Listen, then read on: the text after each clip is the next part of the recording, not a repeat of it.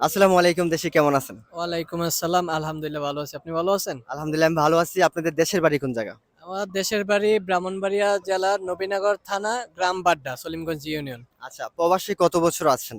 প্রবাসে প্রায় ২ বছর শেষ। ২ বছর শেষ। দেশে গেছেন? না যাইনি। চিন্তা ভাবনা করতেছি দেশে যাব সামনে। তবে দেশে যে যাবেন মোবাইল যদি আপনি নিয়ে যান সাথে করে ২ মাসের বেশি থাকলে রেজিস্ট্রেশন করতে হবে ৫৭% হচ্ছে ভ্যাট দিতে হবে। সেটা কি জানেন?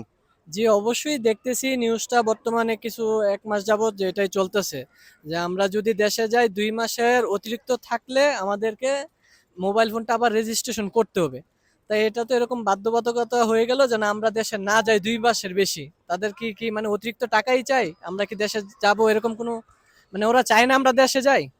এই বিষয়টা নিয়ে কি বলতে চান?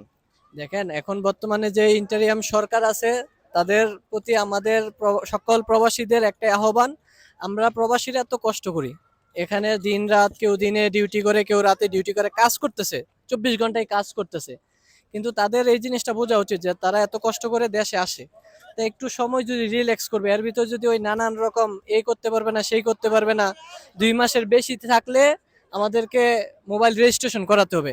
গত যেই বছরগুলো ছিল ওর তখন তো এরকম ছিল না যে একটা ফোন নিলে ২ মাসের বেশি থাকতে হলে রেজিস্ট্রেশন করতে হবে বা ওই ৫৭% ট্যাক্স দিতে হবে, এটা তো বিগত বছরগুলোতে ছিল না। তো এখন কেন এই সরকার আমাদের উপরে এই জিনিসটা প্রবাসীদের উপরে চাপাই দেওয়ার চেষ্টা করতেছে?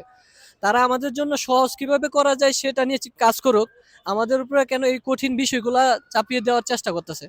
তাই আমাদের এই বর্তমান সরকারের উপর আস্থা আছে, আমরা বিশ্বাস করি তারা এগুলা নিয়ে সুন্দরভাবে কাজ করবে এবং এইরকম কোনো ধরনের চাপিয়ে দেওয়ার মতন কোনো কিছু কাজ না করুক, আমরা এই সরকারের প্রতি এই আহ্বান করি সকল প্রবাসীদের পক্ষ থেকে।